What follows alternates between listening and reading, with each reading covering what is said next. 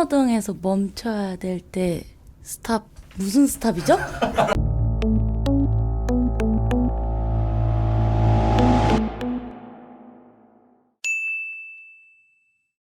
용산 전자상가 신도입니다.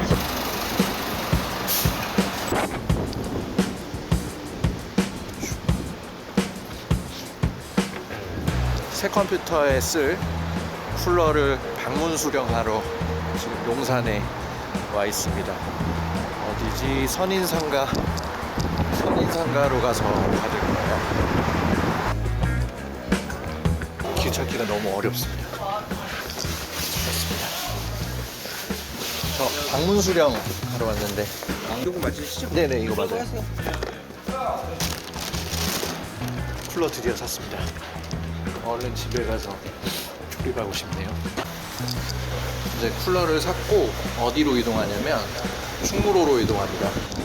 컬러 현상한 게 있어서 현상 맞기로 충무로에 가고 카메라 2대가 조금 정상이 아니라 가지고 그거 점검하러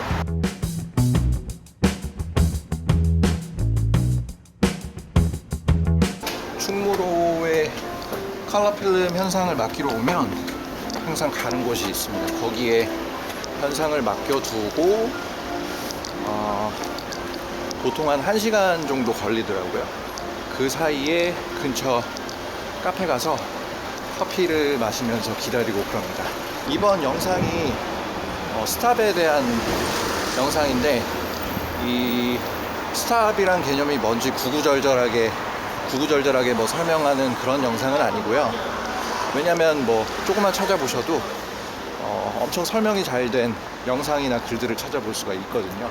필름 카메라뿐만이 아니라 디지털 카메라, 뭐 영상 카메라를 다루다 보면은 만날 수 있는 그런 개념들이 있거든요. 이런 개념들을 일일이 꼭 공부를 해야 되는 건지 걸어다니면서 여러분들과 한번 대화를 나누는 것처럼 한번 이야기를 한번 해보고 싶었습니다. 현상을 맡기고 카메라 수리를 맡기고 나서 카페로 이동하려고 합니다. 오우 추워. 이거 현상만요. 현상은 맡겼고 이제 1시간 뒤에 찾으러 오라고 하네요. 역시 빠릅니다.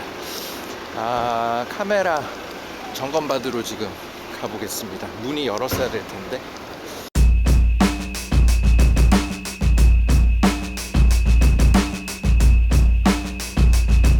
그러니까 내가 하지 말라는 거예요.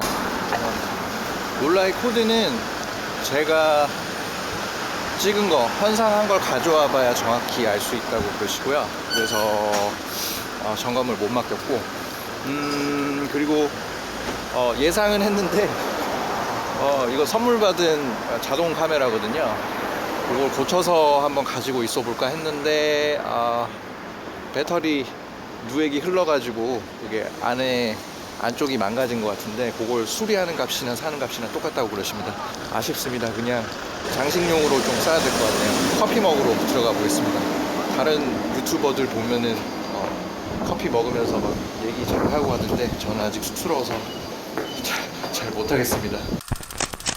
원래 카페에서 이렇게 이야기를 하고 촬영을 하고 안 하려고 했는데 다행히 구석 자리도 있고 지금 손님도 아무도 없고 해서 이렇게 카메라를 켜고 한번 얘기를 해봐도 될 것 같네요. 앞에 인트로에 나왔던 두 분은 저희 음악 같은 사진 이야기 채널에서 운영하는 스터디 멤버분 두 분이십니다.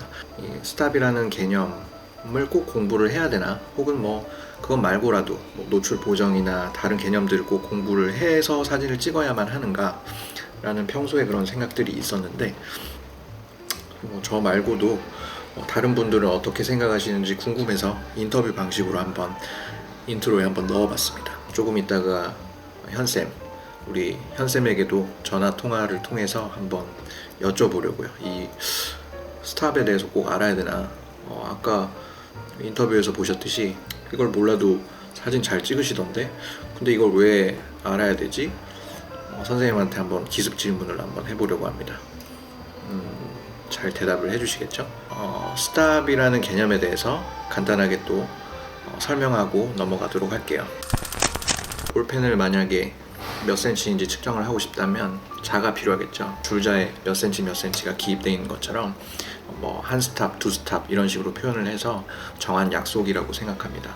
빛을 이야기하는 데 필요한 줄자 같은 거, 저는 그렇게 표현을 하고 싶어요. 요즘 디지털 카메라 같은 경우에는 2분의 1 스탑, 3분의 1 스탑 뭐 이런 식으로까지 제어가 되는데, 제가 이렇게 아래에 남겨둔 링크 같은 경우에는 한 스탑 단위로 정리된 표입니다. 이 표를 보시고 제 이야기를 들으면 더 이해하기 편하실 것 같습니다. 한 스탑 차이가 난다는 건 빛의 양이 2배가 많거나 혹은 빛의 양이 반만큼 적거나 이렇게 2배 기준으로 이렇게 보통 얘기를 합니다. 아직까지 이해가 되지 않으시죠? 한번 기준점을 잡고 설명을 드려볼게요. 이제 60분의 1초에서 2스탑 밝기라면 어떻게 해야 될까요? 이렇게 30분의 1 그리고 15분의 1 이렇게 두 칸을 가시면 되는 거예요. 2스탑 어둡게 찍으세요 라고 한다면 125분의 1초, 그 다음에 어떻게 해야 되죠? 250분의 1초 이렇게 움직이시면 되는 겁니다. 이제 조리개로 넘어가 볼게요. 5.6이다. 5.6에서 한 스탑 밝게 조절해 보세요 라고 하면 4로 움직이시면 되는 거고요.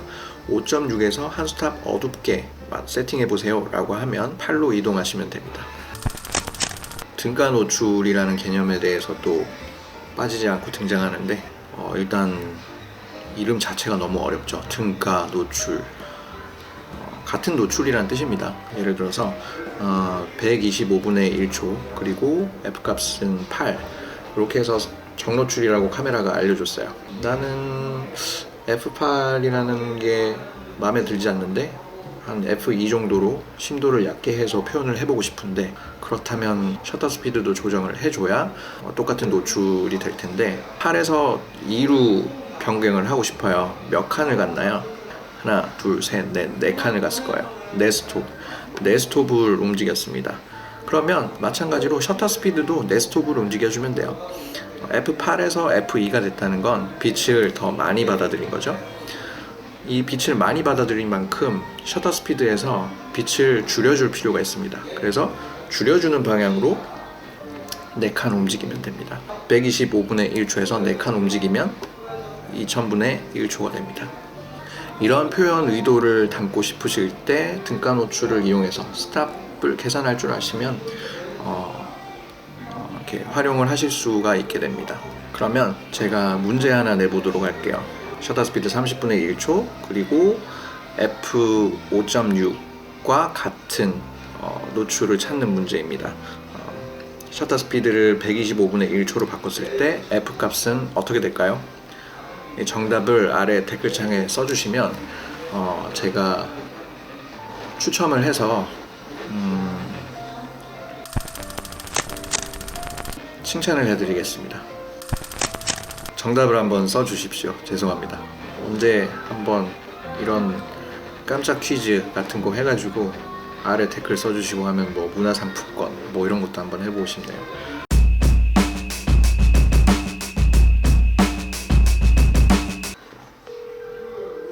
선생님한테 스탑 이거 왜 알아야 되는지.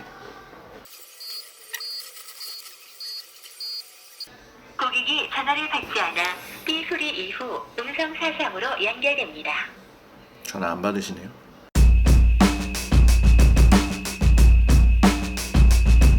뭐 제 생각은 그래요.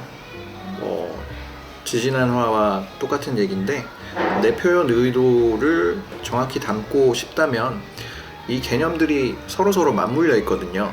뭐 DX 코드도 설명을 드린 게 결국엔 거기에 뭐 관용도라는 개념을 설명을 하면서, 또 관용도라는 개념에 대해서도 더 자세히 공부를 해야 알아들을 수 있는 거고, 그 관용도 허용 범위 내에 스탑으로 표시가 돼 있는 부분들, 그 부분을 또 알아야 또 내 표현 의도를 정확하게 담겠죠.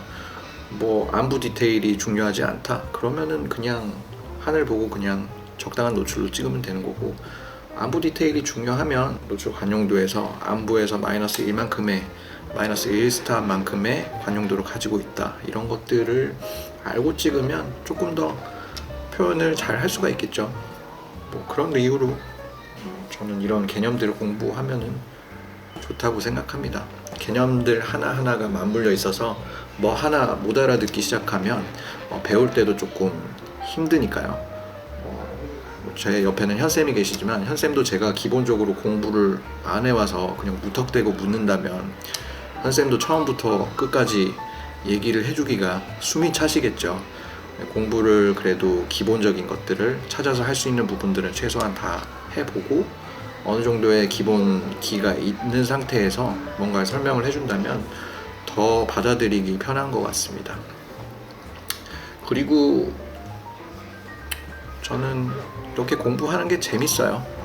이걸로 뭐 시험 볼 것도 아니고 잘 못했다고 누가 혼낼 것도 아니고 취미잖아요. 취미생활이고 취미생활을 하는데 조금 더 파고들고 공부하고 하는 건 당연한 게 아닐까 싶어요. 재밌으니까요.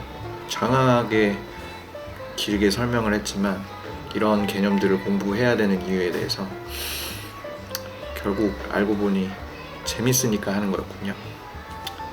네, 저는 그렇습니다.